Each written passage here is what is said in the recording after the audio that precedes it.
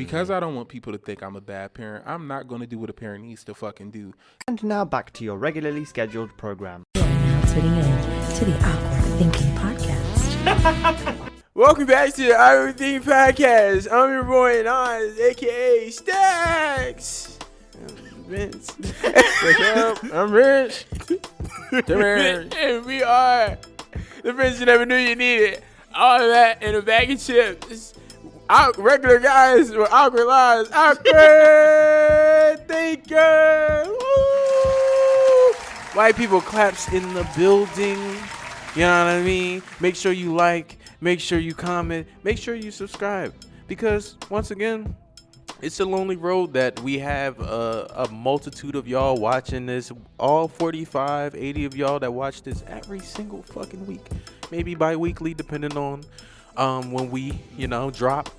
It is tax season, so if y'all want, you can send your money to our email and stuff, and we'll flip that to you and get it back to you. And at some point. And it is also tax season. I know a couple people that you can claim their kids if you put it in the comments. Hey, Nas and Vince. Yes. I need y'all to claim one of my kids. I'm a felon and I can't do my taxes anymore. I got you. I'm a 3-time, and you gotta, like I said, we don't want regular felons. We want people that's on their third strike. That hard shit. It's almost no looking back. No, 25 to life. Like, you can't even see the kids, and we want those type of children to claim on our taxes. Yeah. And stuff like that. We have Reese here. We have Reese. Speaking of felons. Yes, she is a convicted felon, a felons. 2-time convicted felon, and she is a chronic robber. Yeah. I have never seen somebody rob so many places at once. She steals a lot of perfume and shit. Yeah. It's Now that's why I you don't might see look her. into that. She's been on death row twice, and she's escaped. She was featured. You know that movie, Shawshank Redemption. Yeah, that she was was her. actually That's featured me. in that. That's why you can't see me. I'm on the run. You know the lady that couldn't talk on Orange is the New Black? That's her. That's her. She found her voice. She had a good singing Yes, voice. she did. And who else? You would see her featured in all right. 'Cause you about to say some bullshit. She was in the Freaknik She documentary. was in the Freaknik documentary. And you would see her featured in Scared Straight, as you would see that little girl. Okay. That's traumatizing. That's very traumatizing for me. And last thing, she was actually in 30 Days In. Is it 30 Days or 60 Days In? This life of crime started at a very early age for It really Charise. did. Yeah. Would you want to elaborate on how She started stealing her mother's perfume first. Yeah, that's how it started. I did, actually. I have. Sorry, Carol. But yeah, and I actually did go on Beyond Scared Straight. Yeah. Before it was televised. I think it was a great experience. That's why I'm here today, not doing any crime. Well, Shout we're out to keeping them. you on the right track. We're actually, and this is why Awkward Thinking is such a great podcast, because we hire convicted felons. Yes. So if you know somebody who These guys are we not assholes. hiring right now, but you know, they can put in an application Exactly. and we'll look at it. But back to it. Welcome back for another week of fucking awkwardness, niggas and niggettes. Oh. I'm sorry. I'm kind of going through it this week. You are. Yeah. Talk to me. No. Let's have a free moment. It was, this kind of been a rough week. Akira Toriyama, Who the fuck is that? Dragon Ball Z creator. Watch your motherfucking mouth. I didn't know who the fuck that was. Jeez. Yes. And so if you've ever been a motherfucking kid growing up in the early 2000s, leaving school, as soon as you got out of school, you ran home to some motherfucking Dragon Ball Z and you watched that nigga beat Frieza ass and power up and scream for 7 episodes and then, wipe some shit. I like how anime people have a niche people now. Like y'all got your own community. Like niggas don't look at y'all as weird. Like niggas really y'all came up from the fucking ground floor. Like motherfuckers was wearing the Pikachu ears. I'm like, bro, I ain't gonna lie. People who love anime have a certain type of confidence.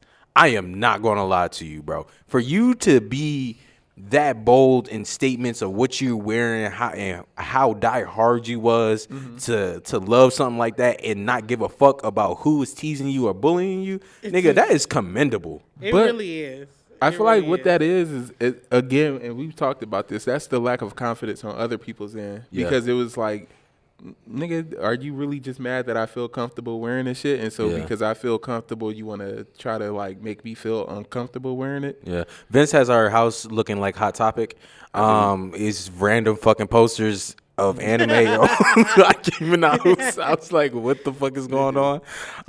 But yeah, man. The house needed some life and some love, so I had to, just the sprinkle house- that shit around a little The bit. house is down, man. The house is down. But we going to bring it back up. You know what I'm saying? Because when the Lord does what, Charise? No. Exactly. Exactly. He going to rain it down because of what, Don't Charise? bring my Lord in this. Don't bring the Lord in this at all. We had a couch moment. It was nice. It was beautiful. We seen the Nick documentary, and I think it was something to see. It was boring to a certain extent. The Freak Nick? No, not Freak Nick. Well, Freak Nick, yes. That is crazy. Stop. That's gonna be the episode name. It's gonna be Freak Nick, and it's gonna be Dan Schneider like. It Freak is crazy Nick. that both documentaries dropped at the same time. Yeah, Freak Nick and Freak Nick. It's hard to confuse them, or not hard, but it's easy to confuse them. Yeah, I ain't gonna lie. Besides all the traumatic stories that we heard about Nick, and everybody's like, "Oh, my childhood is fucking ruined. They ruined my fucking childhood." I still had a fucking ball. All those skits, very fucking still remember. I was love like, Nick, I remember this. but I love this. I love this skit. it's sad. It's sad. It's as fuck. sad. It's sad as fuck. All right, let's set the mood back. It's sad. It was sad as fuck. Bitch, did you? Sad as fuck. No, that shit. It was sad just because it's like these people, and I told Nas, I'm like, bro, these people was bringing us so much joy. Like we watching this shit. I'm again coming home right after school, throwing this shit on. This is my little time to tune in, and the whole time like. It was shit going on behind the scenes that we did not know about. Like, it was a whole story unfolding behind the scenes versus a story like we watching and we being told. And that is just, I don't know. It's kind of really sad when you think about how young those actors were. Like, it's sad for that to happen to anybody, but nigga, to be being promised like, hey, I'm giving you a future and this and that, and then to be manipulated and, all that shit was just horrible as fuck. My thing is, I have like 2 points to that. One, my first point is like, as a kid, you was like, I want to do this. I want to be this star. I want to be a Nick. I want to go to the Kids' Choice Awards. I want to have a show. I want to be on a show like that. And that was very inspirational for me. Even, what's doing this shit now? Like, this was like I want to have my own show to do shit like that. So seeing that turn and flip and what they had to do, and it's kind of like I'm grateful, you know what I mean, because it's like you never know what you're asking for, you know what I mean, and you never know what is like the behind the scenes of it all, you know what I mean, or how you would develop. And some of these people are like homeless as fuck, like Really deranged and fucked up, like. So it's like it may look like the glitz and the glamour, and it's like, and that goes with anything across the board. Like, oh, I want this lifestyle, but you don't know what the fuck they going through just because they got $1 million a range, and they could be doing some crazy shit. The grass ain't always greener on the other side. Yup, now. it might be a little brown. It might be. It might be spray paint. Cause God is what, Charise?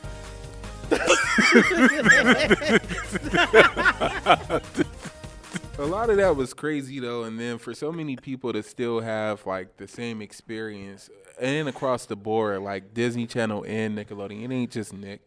I ain't gonna lie, the Disney kids probably like, we ain't had it that hard. Like, y'all gotta pay attention. Disney, the Disney kids are speaking. They have podcasts and they have shows and stuff, and they speak about it. Allison Stoner speaks up all the time. I'm forgetting her real name, but the girl who played Kim Possible, she speaks up all the time. She has a podcast. She brings other stars. Christy Romano. She brings Even Stevens. She was like, should I tell my story now? I'm like, oh shit. Chantalise Vanderbilt, I think. Something it's like so that. crazy though, and and my second point to that is like you see I don't want to use that word because I don't know if that's gonna know my point. So I'm not gonna use a big word. But you see the difference in perspective of a white parent and a black parent. And I hate to make it a race thing, but you see that like it was a part in the documentary where it was the guy, he was a producer from fucking Nebraska, or not even Nebraska, some weird ass place that nobody visits. And he was writing a journal and he was like, oh, I have these feelings of pedophilia. I have this and this and that. And then he emails one of the little girls that's on the cast with his, genitalia That out picture of and it. pitch and all that, all that crazy A shit. young ass girl, not no Disgusting. She 20 was something literally year like old. 13. Yeah. And on top of that, it's like, she sees it, you know what I mean? She runs to her parent. And, to my parent, I would be like, you're my protector. You're the person that I know that this means safety. I'm showing you this.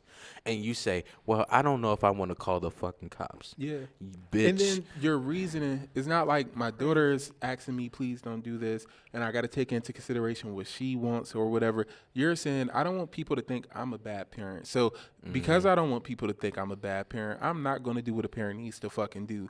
And that part, that's the problem. We got to stop feeling like it's not about you. It's not about what anybody interprets of you. Your daughter needs help, and this man could have been stopped maybe a long time ago, because then he ended up writing in that same fucking journal or multiple, whichever one, how he went in there and was kissing a kid in her bedroom. And my thing is too, That was even weird.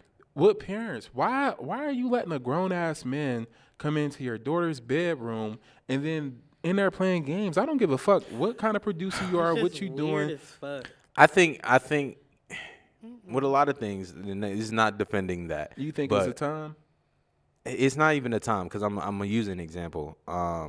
Like, all right, D4 has a child. He trusts me with his child that Nas is going to be protective and But woo you up and the band. D4 have been through things together. Granted, yes, but that same thing could be that camaraderie with a parent. Like, if my kid shows up to work every day and this is a person that, like, say it's Charise. I talk to Charise every day. We chop into this and this and this and that. They watch my kid. They make sure that kid is safe. So in that person's head, this person doesn't give me weird vibes. You know what I mean? And all right, my kid is okay. Now, will I be like, oh yeah, if you don't have kids, you're not, what the fuck is my kid being around you for? Like, in that regard or type shit like that. But I think it's some type of familiarity with that, to where it's like, okay, I can leave my kid with this person and it's not going to be okay. Because there's been plenty of times my mom has left me with a uncle or aunt and they drove me to a school, or I stayed at their house because my mom had to go to work. So it's stuff like that. Those are, But I've that's a whole still, different thing, because it's family. Yeah. And not saying that family because family shouldn't is do nasty. that, Right. but it gives them a little bit more trust because it is family. Yeah. But if it's just somebody like a coworker or somebody, I'm not gonna trust you fully than I would trust my brother, my sister, Yeah.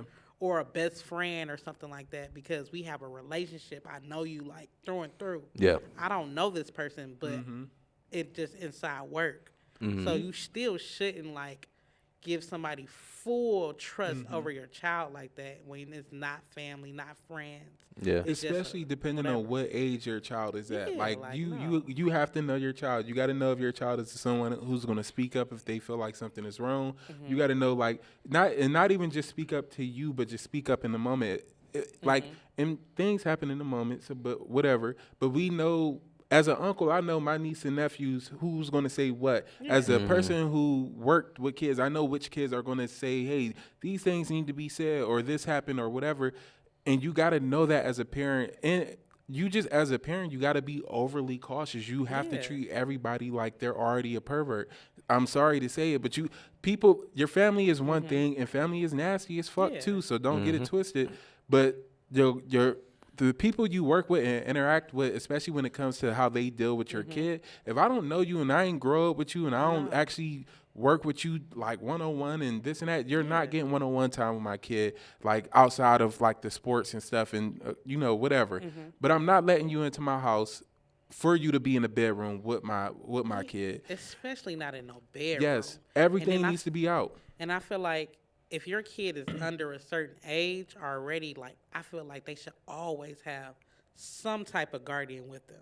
If they can't, like, just do for themselves, like, if they're not over, like, if they're not a teenager yet. Yeah. Like, they should always have some type of guardian. I don't even give a fuck if she was like, your older brother has to come, or your sister or your uncle or Something. somebody has to come because like this is a kid. And on top of that, it was like for the black parent, it was such like a mind fuck.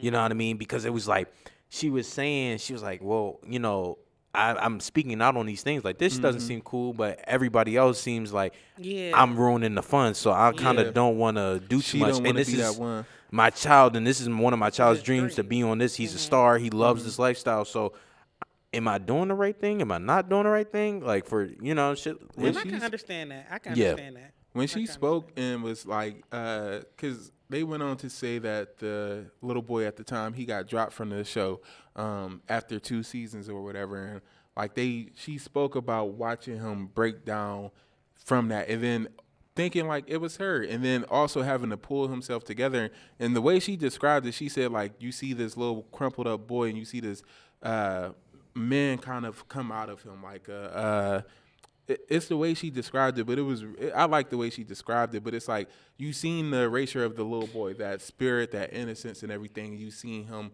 have to like prepare himself and root himself as a man now. And that, like she said, that's hard. You can't get that back. Like once that happens, there's no like changing that back or whatever. And my heart really broke for her because I understand like you don't want to be somebody who's like picky and like, oh, I'm a nagger or whatever. And you know, especially black women, they always get that that label of being hard to work with, being, you know, difficult or whatever. And as a parent, I don't give a fuck. I'm gonna be extra as fuck about my kid. Why the fuck do y'all got dogs licking my kid? Why is he in these kind of outfits? Why are y'all doing this? I need to know what is this for? Who's getting off to this? Because something got to be going on.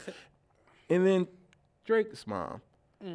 You did your son a disservice. And I hate to say that because I'm not a parent and I would hate to be in one of these situations years later and, you know, whatever. But his dad spoke up to you and said, don't have my son near this man. I don't really trust him. Don't leave them alone. Like, whatever you do, don't leave them alone. And then to know, like, okay, this man kind of actively drove a wedge between everybody. Yeah. And the problems only came from him. And you like, oh, well, I'm going to send my kid in the city with him. I'm going to let him come pick him up and drive him over wherever, and then I'm going to let him spend the night. And all that shit was going on to Drake. And like Drake said, it was unimaginable shit. Yeah. The worst thing you can imagine happened. And so, like, to think about that, to think about somebody as young as he was and have to go through that and experience that, and then, like, hold that. And then you didn't even communicate with his dad. Like, he called his dad to say, yeah, they got him. And his dad was like, yeah, I'm so happy that didn't happen to you.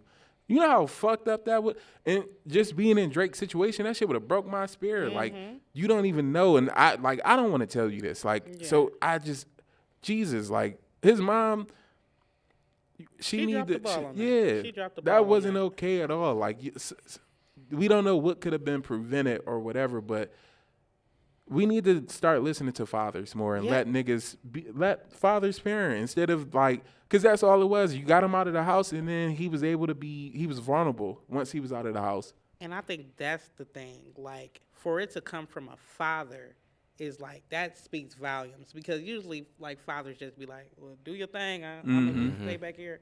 I'm going to chill. Usually that's a mother who will be like, see some stuff like that and like notice something like, oh, something ain't right. And why the fuck didn't you notice? How did the girlfriend's mother notice like this ain't right? And I'm so glad that took place there and at that time, because she was. Did you see that or are you confused? What? 4. How we got 4 minutes? We kind of getting the boot a little early. We're gonna go ahead and just kind of wrap this thing up. Protect your kids and protect other people's kids. Be a protector for kids, and not just for kids, but for people in general. And listen to your kids. Like, when they tell you something, don't just brush it off. Literally listen to what they're saying. Don't think it's like, oh yeah, it's just nonsense. No, listen to them. And then investigate and see what's going on. Talk to your kids beforehand too, and just let them know that it's okay to watch out for these things. It's okay to come and speak to you about certain things. All that, let it be clear, and on the flow. This is my positive message. Was that your positive message? I guess. Was that your positive message as well? That I ain't gonna lie, that messed me up a little bit. Listen, my time is a little messed up. But shit, I'm Nas. I'm Vince. I'm saying special guest. Charise. Yes, here we go. Thank you for being awkward with us. See you next week. You're fucking gross. And he's gonna get up right after.